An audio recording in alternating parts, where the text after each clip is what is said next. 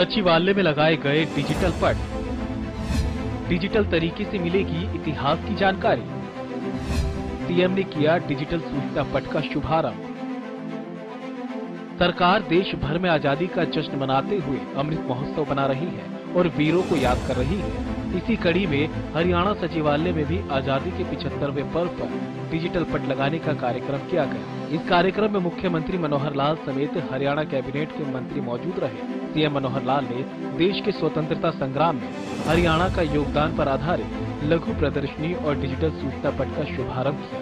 CM ने इस बारे में जानकारी देते हुए बताया कि आजादी का अमृत महोत्सव चल रहा है। आजादी का इतिहास, कहानियां डिजिटल पट पर लगाई गई है ताकि लोग इसको देखकर प्रेरणा ले सकें। सीएम ने कहा कि इस पट पर जानकारी दी गई कि कैसे देश को आजादी मिली, आजादी दिलाने के लिए किन किन लोगों का योगदान रहा और आजादी के लिए कहां-कहां बिगुल बजाया गया था। सीएम ने बताया कि अभी तो ये पट हरियाणा सचिवालय में लगाए गए हैं, आगे जिला लघु सचिवालय में भी इस तरह के डिजिटल सूचना पट लगाए जाएंगे। आज सचिवालय के ग्राउंड फ्लोर के ऊपर ये जो आज डिजिटल एक पट लगाया गया है, जिसके अंदर खास करके आज़ादी के इस पर्व पर 75वां जो आज़ादी का वर्ष चल रहा है, अमृत महोत्सव, इस समय में आज़ादी की पुरानी जो प्राचीन इतिहास है, कहानियां हैं, वो सब यहाँ डिजिटल पट पर लगाई गई हैं ताकि लोग आते जाते यहाँ पर उसको देख सकें और इससे प्रेरणा प्राप्त कर सके।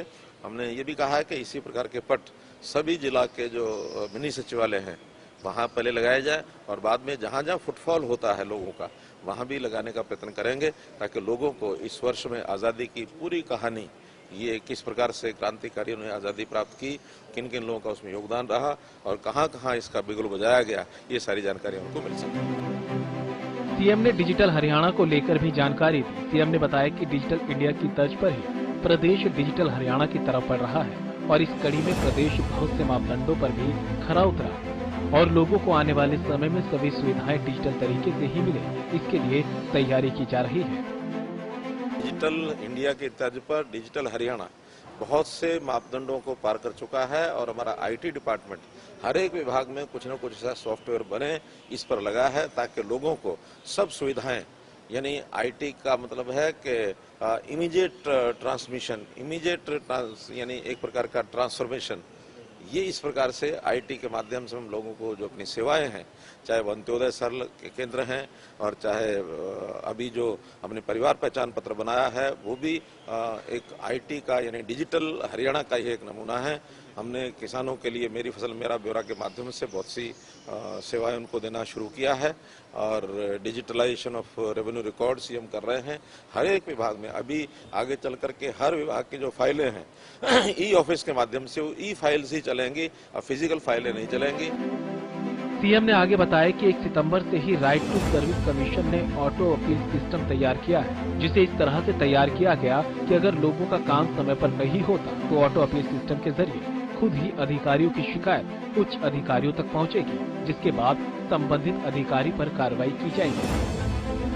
एक क्रांतिकारी कदम उठाया है कि जो राइट टू सर्विस कमीशन है, उन्होंने एक ऑटो अपील सिस्टम ये बनाया है आस नाम से, ताकि किसी को टाइम से सर्विस नहीं मिलेगी। 546 सर्विसेज ऐसी हैं जो राइट टू सर्विस कमीशन के अंतर्गत नोटिफाइड हैं, उन सब में टाइम बाउंड तरीके से सर्विस नहीं मिलेगी तो उसका अपील अपने आप ऑटोमेटिकली हो जाएगी, किसी को अपील करनी नहीं पड़ेगी। फिर उसमें से कर्मचारियों से पूछताछ की जाएगी कि वो काम उसने समय पर क्यों नहीं किया। तो इसलिए डिजिटल हरियाणा ये हमारा एक बहुत फोकस्ड कार्यक्रम है जिसके ऊपर आगे बढ़ रहे हैं। जिस तरह से प्रदेश को डिजिटल किया जा रहा है उससे आने वाले समय में लोगों को काफी सहूलियत होगी, क्योंकि एक तरफ तो घंटों लाइन में लगने और अधिकारियों के चक्कर काटने से लोग बचेंगे, तो वहीं दूसरी तरफ इतिहास के लिए लोगों में डिजिटल तरीके से रुचि पैदा की जा रही है ताकि ज्यादा से ज्यादा लोग इतिहास की कहानियों से प्रेरणा ले सकें। हरियाणा न्यूज के लिए चंडीगढ़ से रवि कालीरमन की रिपोर्ट।